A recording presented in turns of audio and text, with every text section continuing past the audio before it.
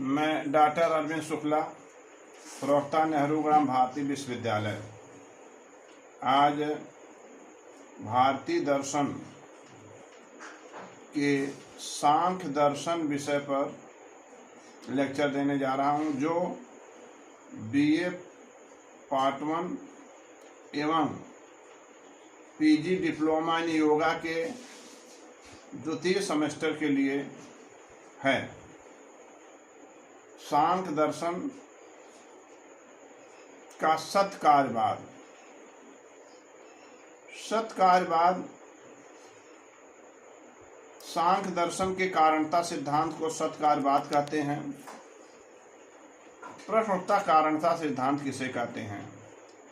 कारण कार्य के संबंध को कारणतावाद कहते हैं। इसके सिद्धांत को कारणता सिद्धांत कहते हैं। जैसा कि यह माना जाता है कि इस संसार में सभी कार्य कारण श्रृंखला में बद्ध हैं। कार्य कारण सिद्धांत को दो भागों में बांटा जाता है, सत्कार्यवाद, असत्कार्यवाद।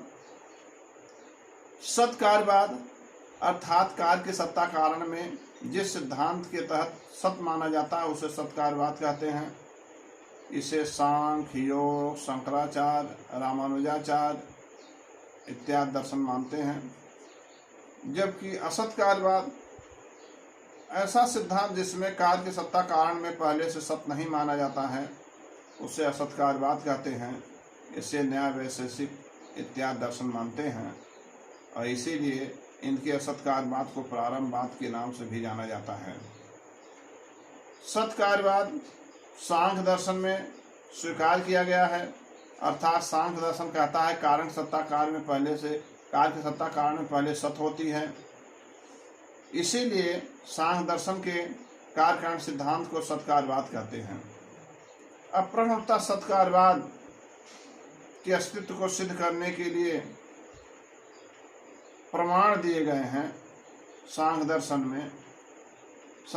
में कहा गया है, असत करणात् उपादान ग्रहणात् सर्वसंभवा भावात् शक्त शक करणात् करण भावात् सत्कार्यम। असत करणात् सत्कार्यवाद के अस्तित्व को सिद्ध करने के लिए पहला जो है सिद्धांत है असत करणात्।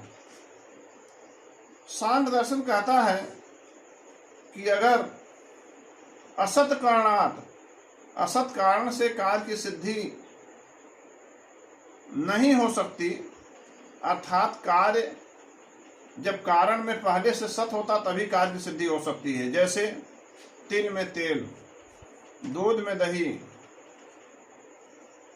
मृत्तिका में घट, तंतु में पट आदि।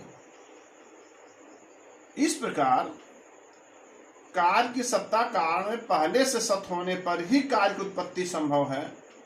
इसीलिए इसे असत करणात्, असत कारण से सत कार्य की उत्पत्ति नहीं हो सकती, अर्थात कार्य की उत्पत्ति होने के लिए कारण में कार्य का पहले से सत होना आवश्यक माना जाता है।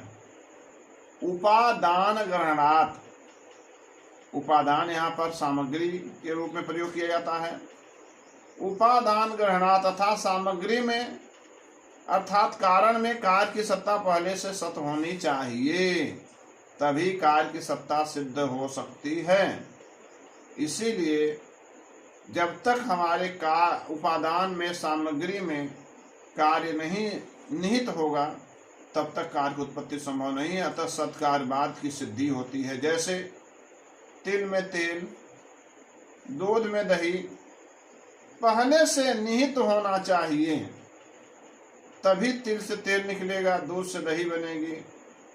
मृत्तिका में घट पहले से निहित होना चाहिए, तंतु में पट पहले से निहित होना चाहिए, उसमें शक्ति होनी चाहिए।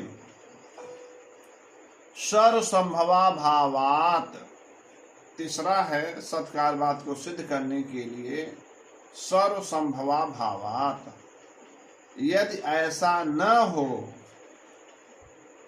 तो किसी कारण से कोई भी कार्य उत्पन्न हो सकता है। पानी से दही बन सकती है, बालू से तेल निकल सकता है, लेकिन ऐसा संभव नहीं है।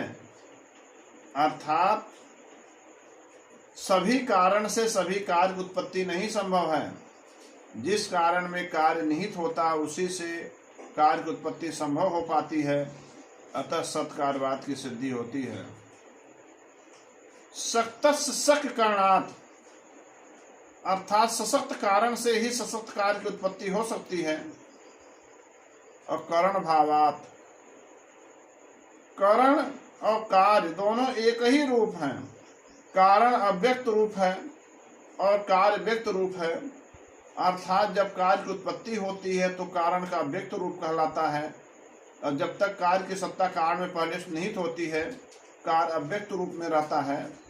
जैसे बीज में वृक्ष, वृक्ष अगर निर्मित हो जाता है तो कार्य रूप हो जाता है, और जब तक बीज में वृक्ष का समूह समाहित होता है तब तक वह कारण रूप में होता है। तिल, तिल में तेल पहले से निहित है, वह कारण रूप में है, और जब तिल से तेल बाहर निकल जाता है तो कार्य रूप में आ जाता है। करण भावात् सत्कार्यम, अर्थात इसे सत्कार्यवाद के नाम से जाना जाता है। इस प्रकार सांख्य दर्शन में सत्कार्यवाद की सिद्धि होती है। धन्यवाद।